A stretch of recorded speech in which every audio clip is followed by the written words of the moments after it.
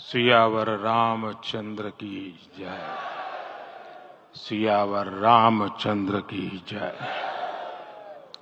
श्रद्धेय मंच, सभी संत एवं ऋषिगण, यहाँ उपस्थित और विश्व के कोने कोने में हम सबसे साथ जुड़े हुए सभी राम भक्त, आप सबको प्रणाम, आप सबको राम राम।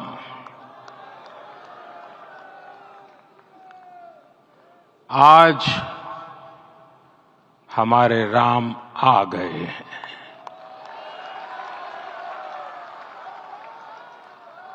सदियों की प्रतीक्षा के बाद हमारे राम आ गए हैं।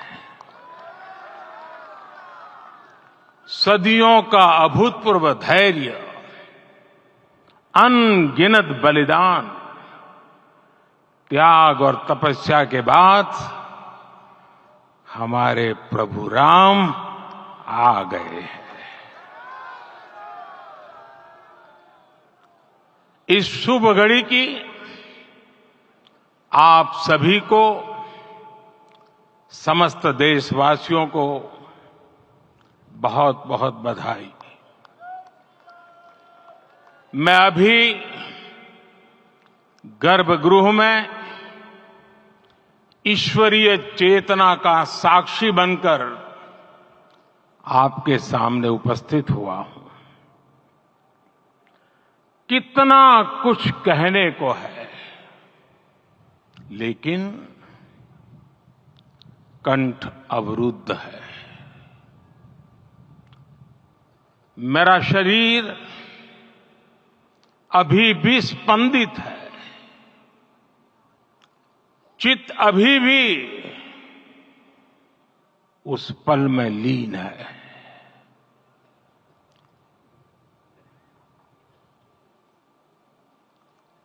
हमारे रामलला अब टेंट में नहीं रहेंगे।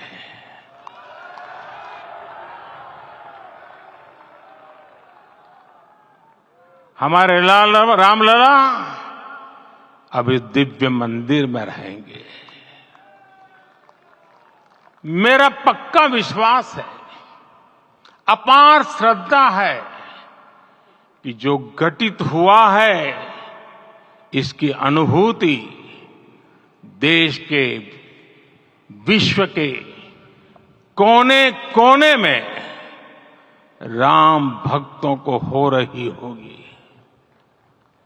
ये क्षण अलौकिक है, ये पल पवित्रतम है।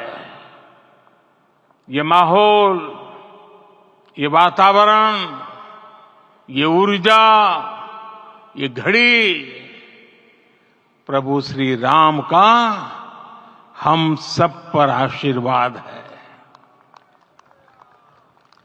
22 जनवरी 2024 का ये सूरज एक अद्भुत आभा लेकर आया है। 22 जनवरी 2024 ये कैलेंडर पर लिखी एक तारीख नहीं, ये एक नए काल चक्र का उद्गम है।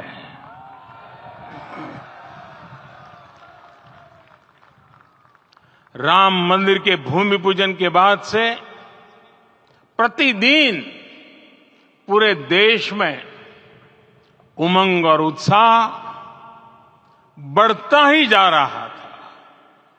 निर्माण कार्य देख देशवासियों में हर दिन एक नया विश्वास पैदा हो रहा था। आज हमें सदियों के उस धैर्य की धरोहर मिली है। आज हमें श्री राम का मंदिर मिला है। गुलामी की मानसिकता को तोड़कर उठ खड़ा हो राष्ट्र। अतीत के हर दंश से हौसला लेता हुआ राष्ट्र ऐसे ही नव इतिहास का सृजन करता है। आज से 1000 साल बाद भी लोग आज की इस तारीख की, आज के इस पल की चर्चा करेंगे। और ये कितनी बड़ी राम कृपा है कि हम सब इस पल को जी रहे हैं, इसे साक्षात घटित होते देख रहे हैं।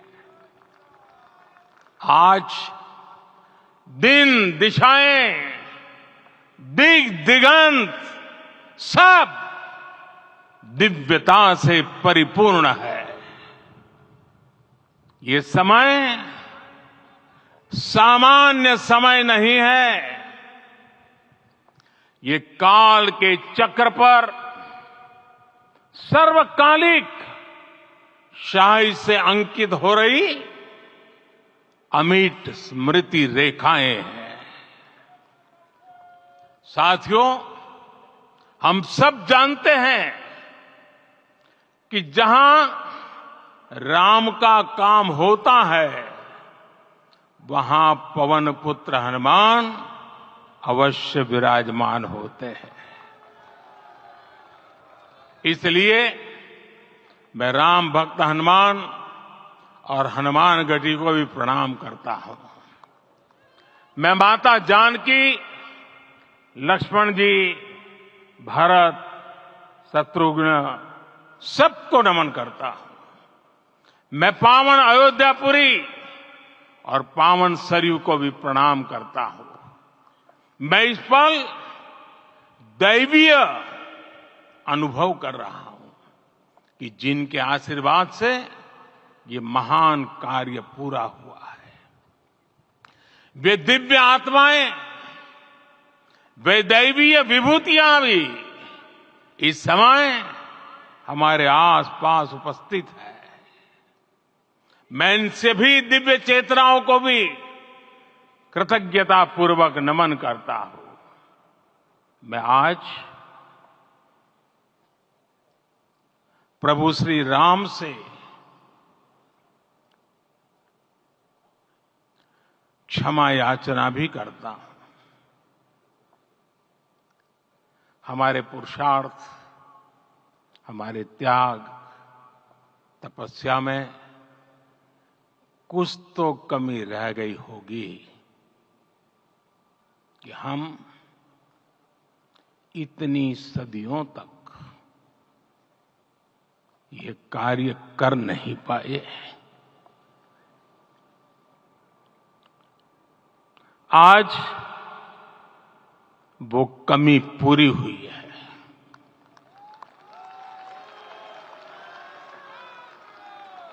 मुझे विश्वास है प्रभु राम आज हमें अवश्य क्षमा करेंगे। मेरे प्यारे देशवासियों, त्रेता में राम आगमन पर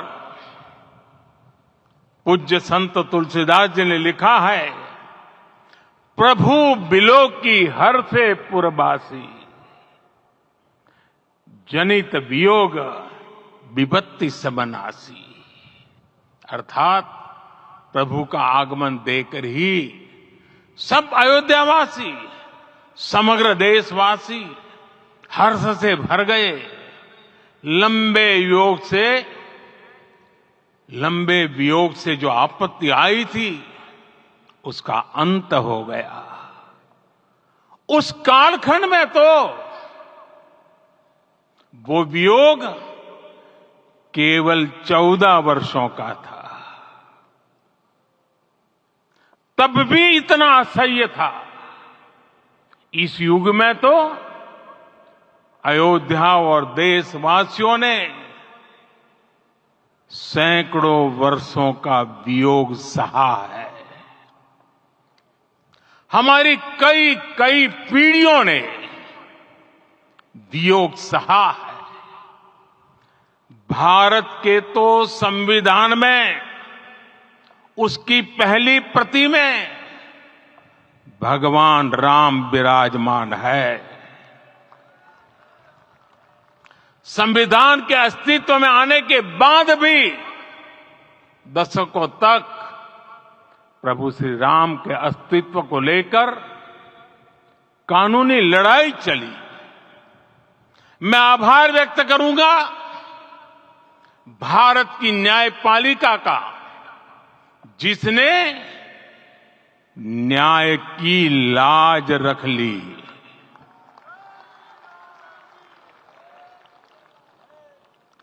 न्याय के पर्याय प्रभु राम का मंदिर भी न्यायबद्ध तरीके से ही बना। साथियों, आज गांव-गांव में एक साथ कीर्तन संकीर्तन हो रहे हैं। आज मंदिरों में उत्सव हो रहे हैं, स्वच्छता अभियान चलाए जा रहे हैं। पूरा देश आज दीपावली मना रहा है।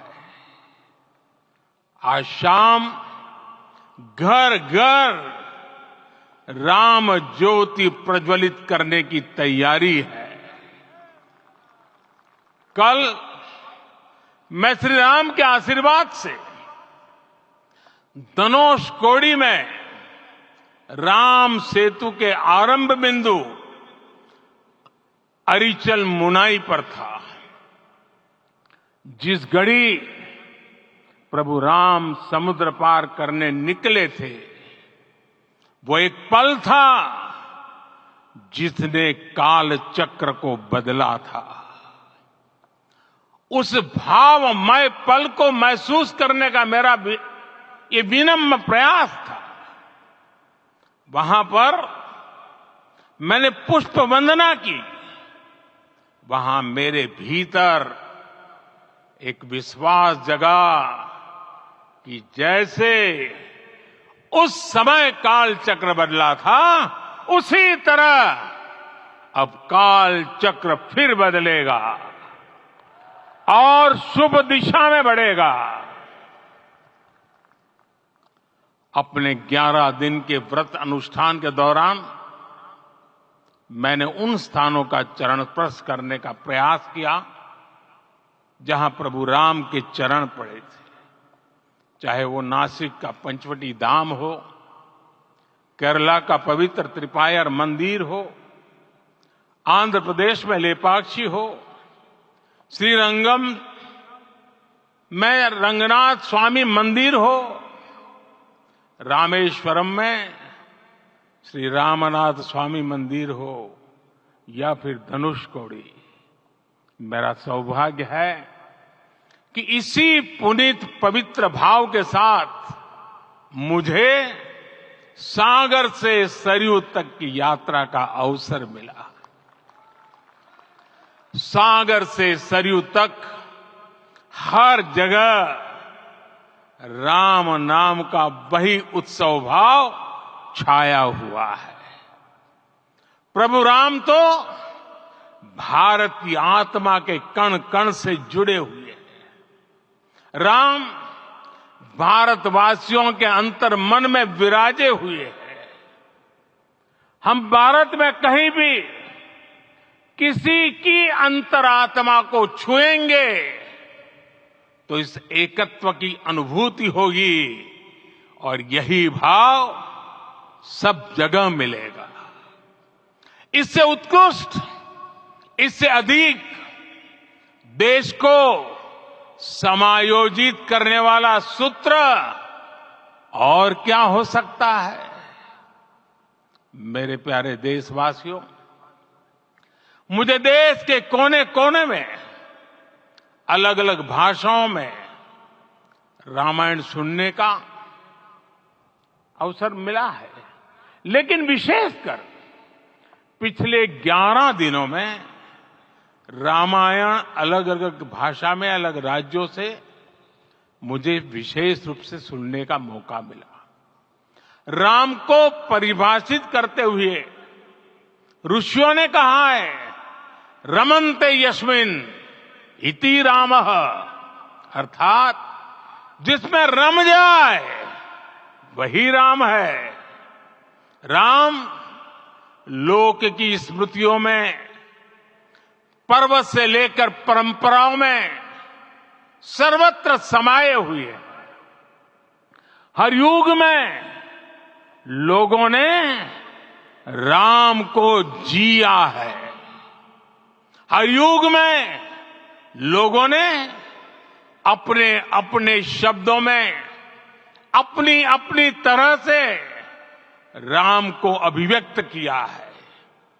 और ये राम रस जीवन प्रवाह की तरह निरंतर बहता रहता है।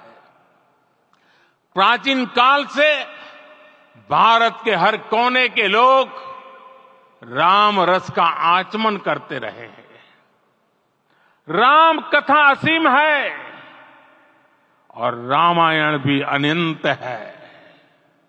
राम के आदर्श, राम के मूल्य, राम की शिक्षाएं सब जगह एक समान है। प्रिय देशवासियों, आज इस ऐतिहासिक समय में देश उन व्यक्तित्वों को भी याद कर रहा है जिनके कार्य और समर्पण की वजह से आज हम ये शुभ दिन देख रहे हैं। राम के इस काम में कितने ही लोगों ने त्याग और तपस्या की पराकाष्ठा करके दिखाई है। उन अनगिनत राम भक्तों के, उन अनगिनत कार सेवकों के और उन अनगिनत संत महात्माओं के हम सब ऋणी हैं। साथियों, आज का ये अवसर उत्सवता का क्षण तो है ही, लेकिन इसके साथ ही यह क्षण भारतीय समाज की परिपक्वता के बोध का भी क्षण है। हमारे लिए ये अवसर सिर्फ विजय का नहीं, विनय का भी है। दुनिया का इतिहास साक्षी है कि कई राष्ट्र अपने ही इतिहास में उलझ जाते हैं। ऐसे देशों ने जब भी अपने इतिहास की उलझी हुई गांठों को खोलने का प्रयास किया, उन्हें सफलता पाने में बहुत कठिनाई आई, बल्कि कई बार तो पहले से ज्यादा मुश्किल परिस्थितियां बन गई। लेकिन हमारे देश ने इतिहास की इस गांठ को जिस गंभीरता और भावुकता के साथ खोला है, वो ये बताती है कि हमारा भविष्य हमारे अतीत से बहुत सुंदर होने जा रहा है। वो भी एक समय था जब कुछ लोग कहते थे कि राम मंदिर बना तो आग लग जाएगी। ऐसे लोग भारत के सामाजिक भाव की पवित्रता को नहीं जान पाए। रामलला के इस मंदिर का निर्माण भारतीय समाज के शांति, धैर्य, आपसी सद्भाव और समन्वय का भी प्रतीक है।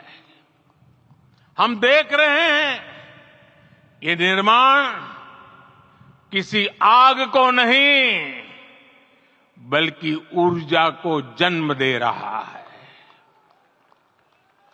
राम मंदिर समाज के हर वर्ग को एक उज्जवल भविष्य के पथ पर बढ़ने की प्रेरणा लेकर आया है। मैं आज उन लोगों से आह्वान करूंगा, आइए आप महसूस कीजिए, अपनी सोच पर पुनर्विचार कीजिए। राम आग नहीं है, राम ऊर्जा है। राम विवाद नहीं, राम समाधान है। राम सिर्फ हमारे नहीं है, राम तो सबके हैं। राम वर्तमान नहीं, सिर्फ वर्तमान ही नहीं, राम अनंत काल है। साथियों, आज जिस तरह राम मंदिर प्राण प्रतिष्ठा के इस आयोजन से पूरा विश्व जुड़ा हुआ है, उसमें राम की सर्वव्यापकता के दर्शन हो रहे हैं। जैसा उत्सव भारत में है, वैसा ही अनेक देशों में है। आज अयोध्या का यह उत्सव रामायण की उन वैश्विक परंपराओं का भी उत्सव बना है। रामलला की ये प्रतिष्ठा वसुधैव कुटुंबकम के विचार की भी प्रतिष्ठा है। साथियों, आज अयोध्या में केवल श्री राम के विग्रह रूप की प्राण प्रतिष्ठा नहीं हुई है, ये श्री राम के रूप में साक्षात भारतीय संस्कृति के प्रति अटूट विश्वास की भी प्राण प्रतिष्ठा है। ये साक्षात मानवीय मूल्यों और सर्वोच्च आदर्शों की भी प्राण प्रतिष्ठा है। इन मूल्यों की, इन आदर्शों की आवश्यकता आज संपूर्ण विश्व को है। सर्वे भवन्तु सुखिनः, ये संकल्प हम सदियों से दोहराते आए हैं। आज उसी संकल्प को राम मंदिर के रूप में साक्षात आकार मिला है। ये मंदिर मात्र एक देव मंदिर नहीं है, ये भारत की दृष्टि का, भारत के दर्शन का, भारत के दिग्दर्शन का मंदिर है। ये राम के रूप में राष्ट्र चेतना का मंदिर है।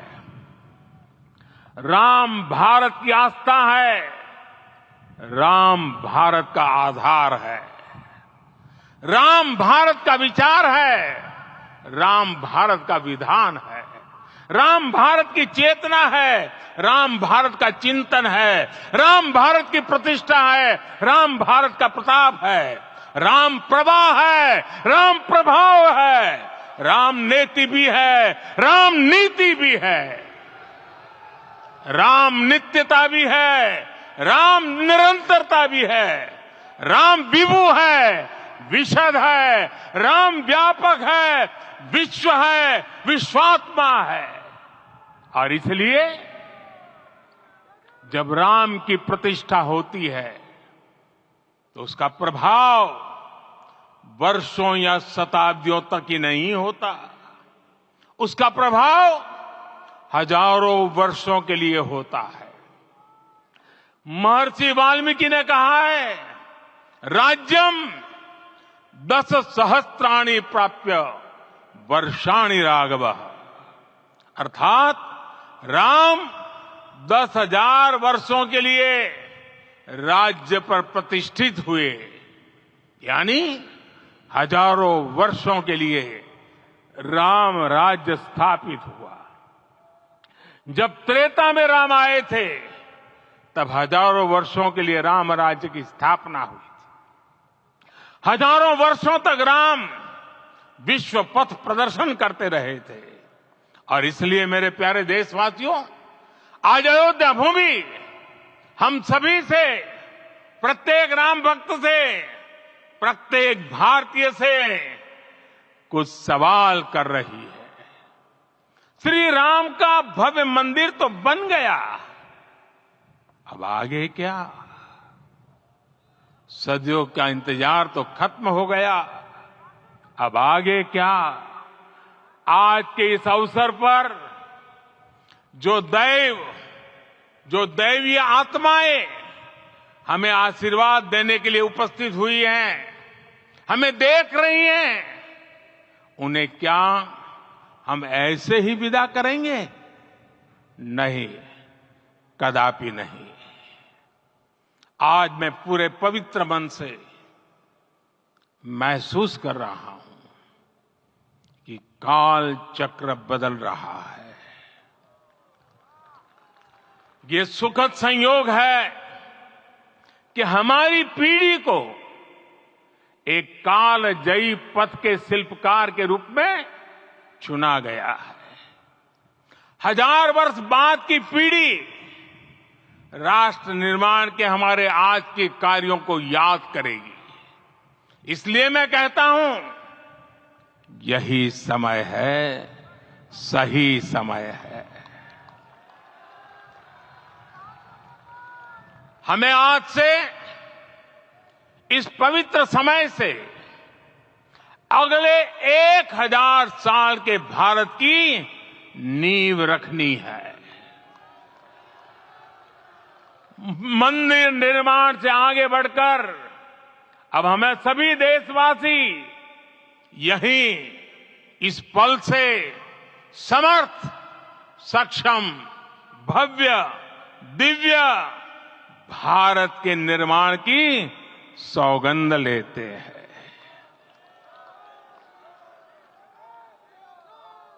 राम के विचार मानस के साथ ही जनमानस में भी हो, यही राष्ट्र निर्माण की सीढ़ी है।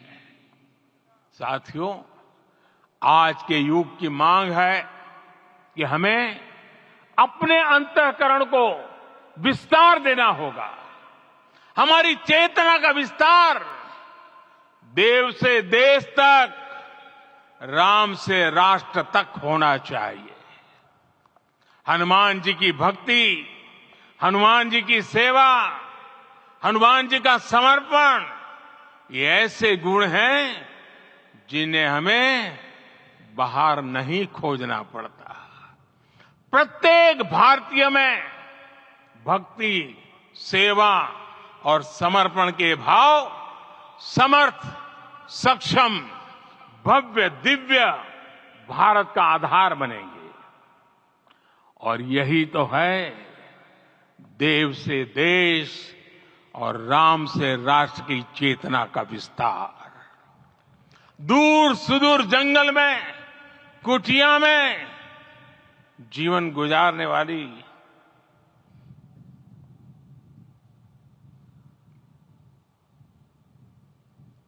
मेरी आदिवासी मां शबरी का ध्यान आते ही अप्रतिम विश्वास जागृत होता है। मां शबरी तो कब से कहती थी, राम आएंगे।